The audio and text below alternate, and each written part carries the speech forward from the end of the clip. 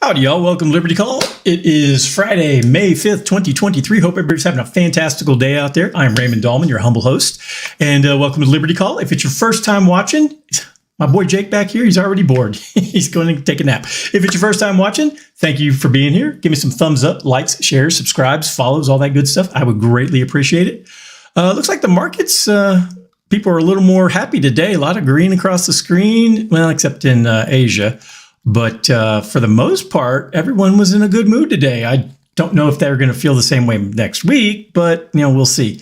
So after 2 negative days after the Fed announcement, it looks like some folks were doing some dip buying and hoping that the market's going to go the positive direction. But we shall see.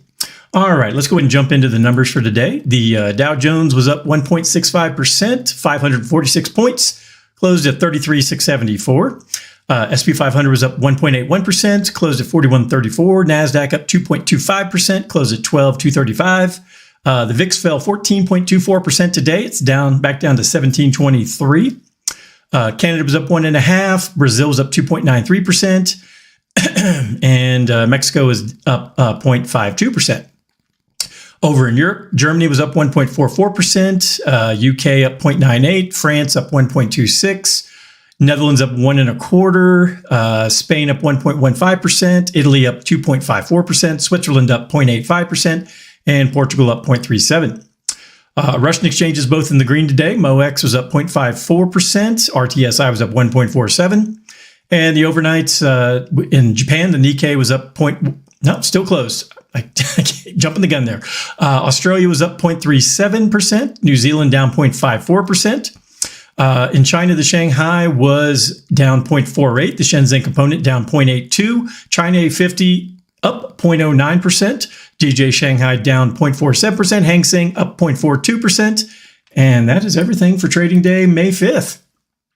All right, so like I said, I assume it's probably a lot of dip buying, quants and things out there, which are, based upon calculations, say, hey, now's the time to buy. But, they may be catching a falling knife, and be careful out there, folks. I think the worst is in front of us right now. All right, let's go ahead and look at the, where is it? Here we are. Look and see how the markets did for the week.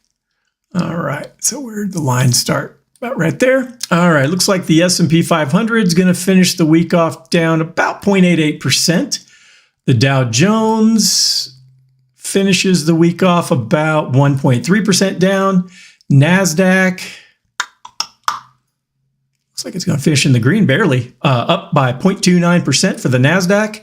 Dow Utilities looks like they're up by 0.36%, and the Dow Transports finished the week off, looks like about 0.74% up. So for the majors, the Dow, the S&P, and the NASDAQ, they all actually, the NASDAQ did finish in the positive, but for the Dow and the S&P, both of them finished in the red for the week. Not ideal, but again, I think things are probably going to get rockier as we head into summer, but we shall see.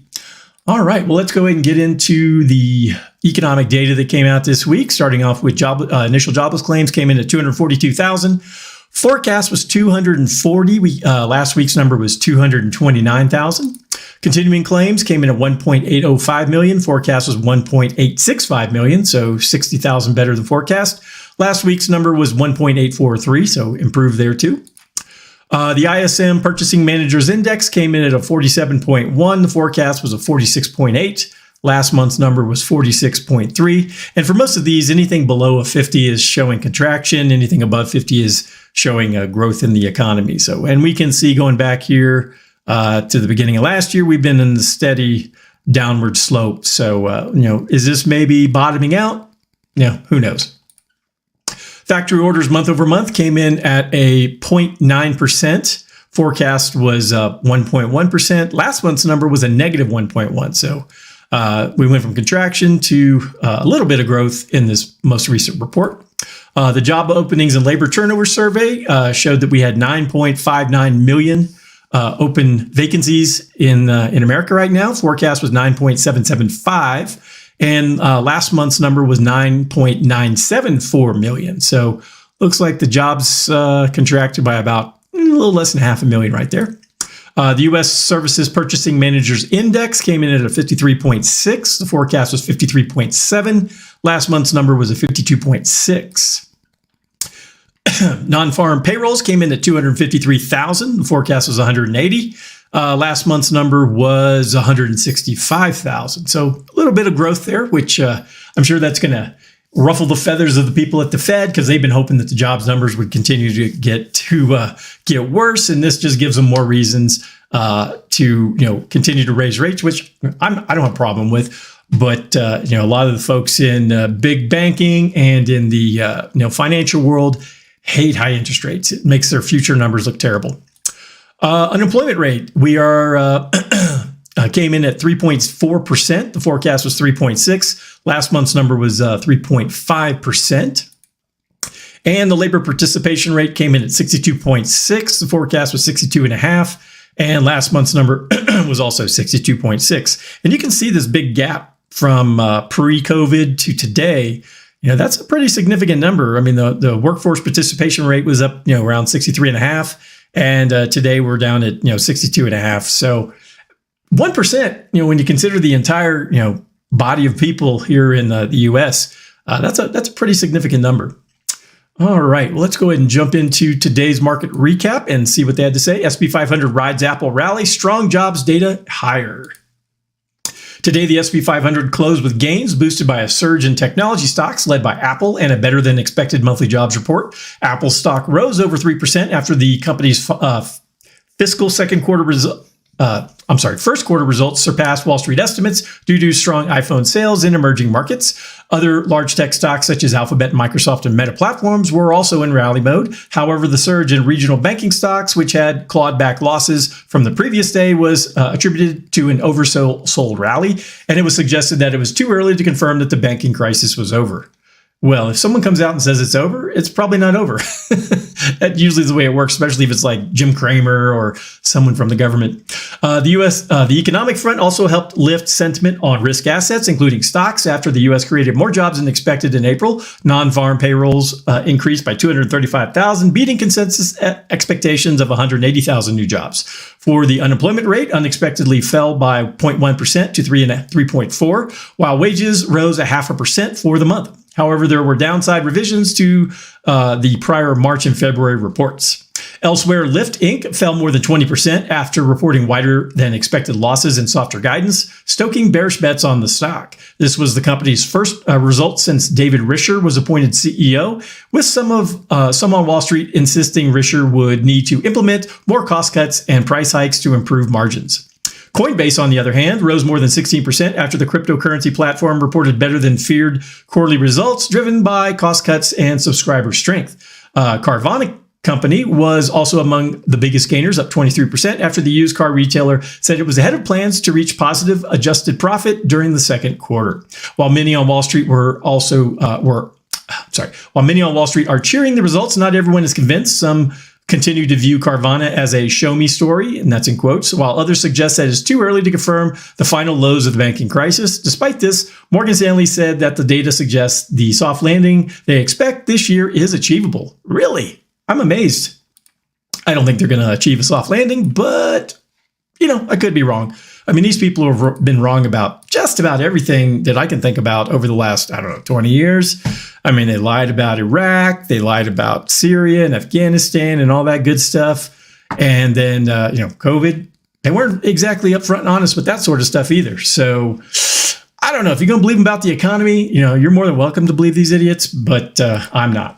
All right, one last article here comes from the Mises Institute, written by John Wolfensbarger. It's titled, "Will a New BRICS Currency Change Anything?" Maybe. All right. Money originated from a voluntary exchange of commodities such as gold and silver rather than from the state intervention. However, governments have since taken control of money, and the resulting meddling has harmed human progress by introducing chaos and conflict. This is exemplified by the economy's bounce from inflation to deflation and from boom to bust. Prior to World War II, the British pound was the world's reserve currency.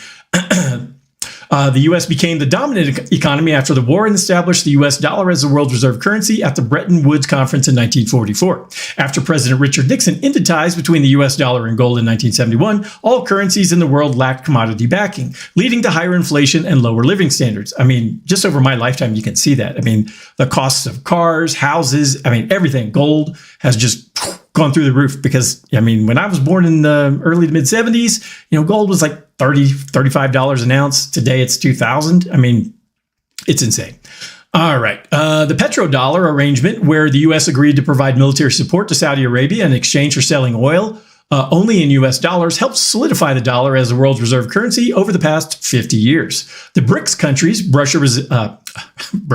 Brazil, Russia, India, China, and South Africa, which comprise about 42% of the global population and 32% of global gross domestic product, have grown tired of being beholden to the U.S. dollar and monetary policy, especially with the 40% increase in the U.S. monetary supply, leading to the highest inflation in 40 years, an increase in U.S. government debt to GDP to 120%, and over $200 trillion in unfunded liabilities for Social Security, Medicare, and other obligations, and an aggressive U.S. foreign policy. Whew, that's a mouthful. To combat the U.S. dollar's dominance, the BRICS have started initiatives such as the New Development Bank for Infrastructure Lending, a contingent reserve arrangement to protect against foreign exchange pressures, and a BRICS payment system as an alternative to the Society for Worldwide Interbank Financial Telecommunication, or they call it the SWIFT system. The BRICS are also working on a BRICS reserve asset based on a basket of their currencies to compete with the International Monetary Fund's special drawing rights, or SDR. Central banks around the world are already starting to diversify away from the US dollar and into the Chinese yuan and other currencies. The BRICS rise is also supported by several countries rumored to be joining the alliance in the future, including Saudi Arabia, the UAE, Egypt, Turkey, Thailand, and Indonesia. And I guess, we'll see how successful this will be. If they go to a fractional reserve banking like the US and all the major central banks, where you basically create a Ponzi scheme where if you bring in $100 in deposits, you can lend all of it out and there's no money in the bank. And that's, the system we're in today. So, I mean, if the BRICS avoid that situation and keep their currency tied to, have